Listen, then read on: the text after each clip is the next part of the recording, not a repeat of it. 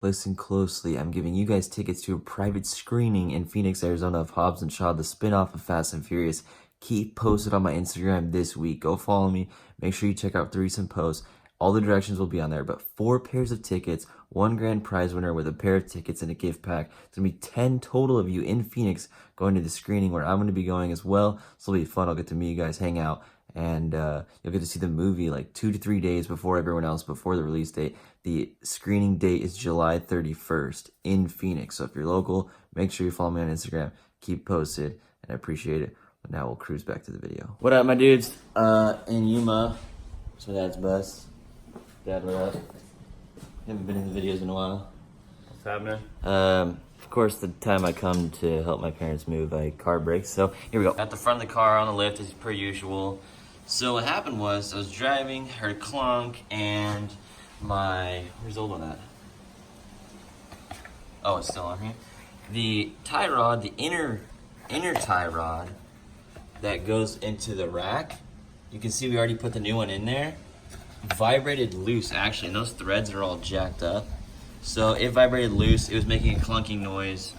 And I had been driving for probably a week like that, and I didn't think too much of it because we looked at it under the lift when we did the transmission fluid, and Tanner checked it out, and we couldn't see that it was loose because it was covered by this boot to hold grease in and protect it from the dirt.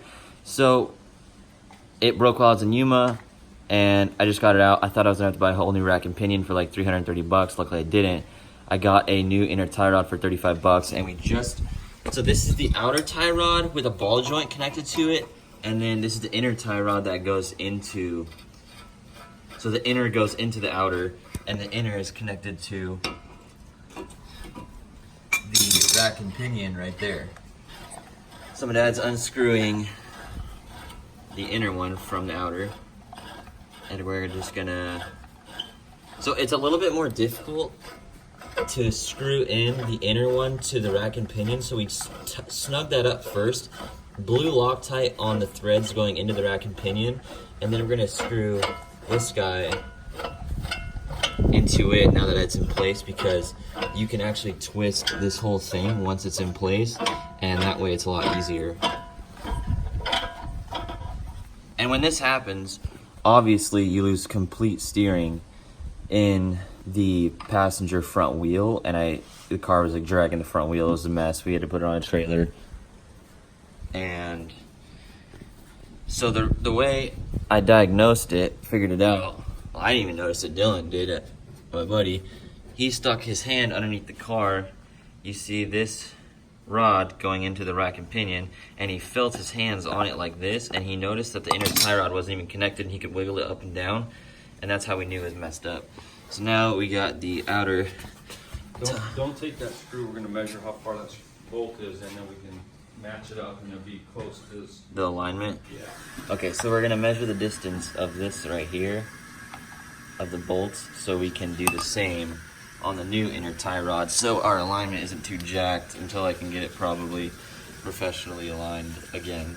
But these cars are pretty prone to vibrating out. I read online, so I was a little stunned when this happened, but after reading online, it makes sense. Luckily, if you think about it, it wallered loose up inside there, and it shook in those threads, and it luckily didn't ruin those threads. So get a tape measure and measure these.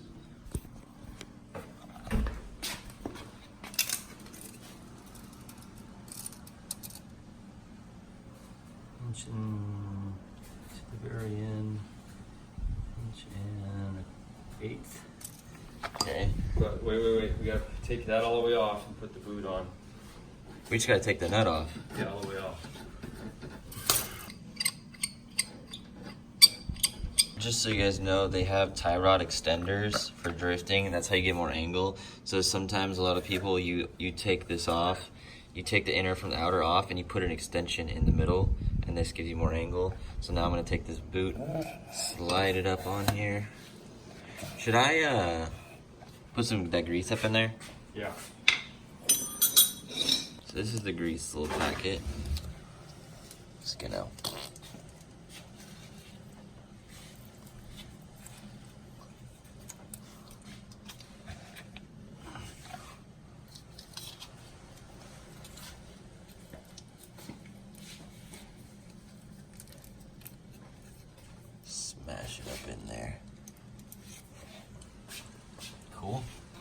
bro. Oh, hello. Goes this way.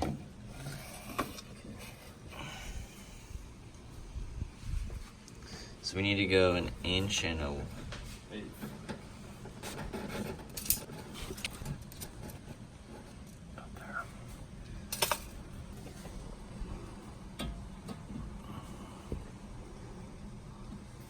So we gotta push this. Back and forth, make sure it's seating.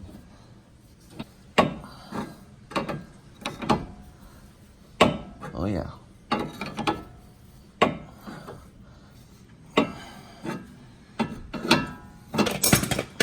We got a 15 millimeter on here instead of that crescent wrench. Makes it easier. I can get a little more range.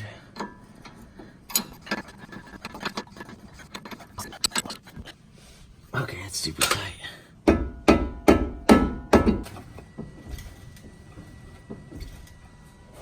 Do it again. What? Yeah. Okay. I'm gonna put the boot wires back on so the boot stays on, which is pretty straightforward. It's basically metal wire that's tied around them, and put the wheel back on and hopefully it drives right. Final product. We use zip ties because the original ties broke and we don't have any metal hose clamps, so I'm gonna have to fix it when I get home to Phoenix, but this should work for now. It's not a drive shaft, it's not really spinning. It's just gonna hold it there. So let's throw the wheel back on.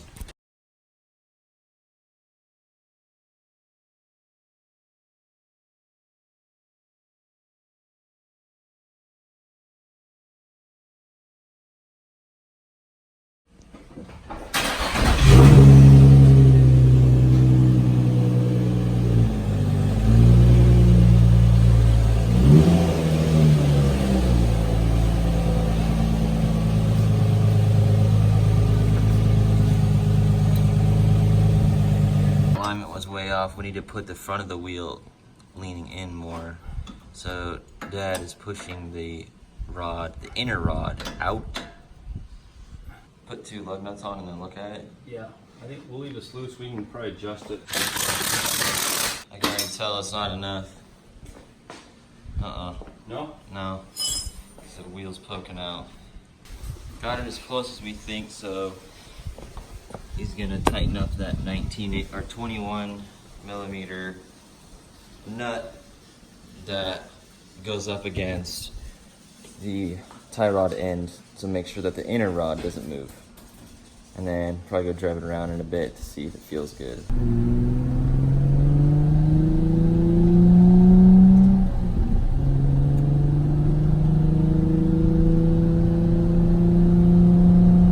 So I noticed my steering wheel is more turned to the right.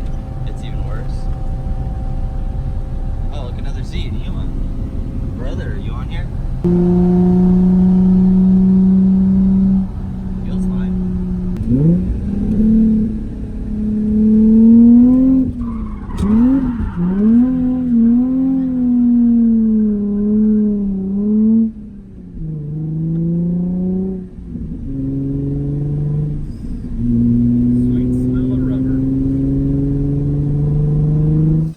Drifting to the right, so we're just going to go ahead and put the toe a little bit more in, about 2 half turns or so, just so when I drive back to Phoenix it's not pulling as hard, so I don't ruin the tires. Another test drive, see if it's a little better. Don't even let, if you look at my dad's reaction, don't even let him fool you. He will barely crack a smile under the most fun situations. And he is definitely loving this hoon stick. Trust me, he made a comment earlier. Oh wow, is it pulling right harder?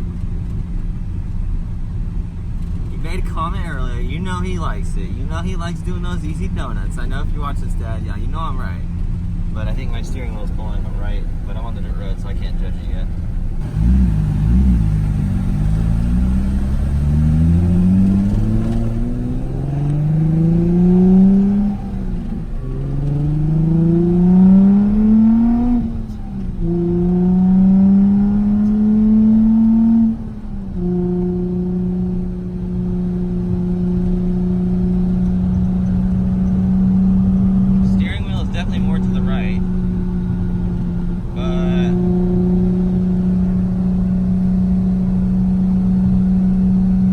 pulls right pretty hard. Gonna go to an alignment shop in Yuma tomorrow. Don't leave till Tuesday, so Mondays at an alignment shop in Yuma won't be bad, shouldn't be. So get that done before I drive back to Phoenix because it does pull right and my steering wheel all jacked, so wouldn't hurt. I just realized that if my steering wheel is moving more to the right, it's because it's probably pulling the rack to the right. So I need to make sure that's tight. It's pretty weird. My parents just sold their house that I grew up in, and this is the last weekend we're here, helping them move. Pretty fun spot, canal jumping. If you guys are OGs, we did all the Mazda speed stuff here. I'll do a little throwbacks so you guys can kind of check out if you missed it, if you joined the channel a little later on. It's been a fun place in Yuma, Arizona to grow up. I'm 22 years old now. And moving on.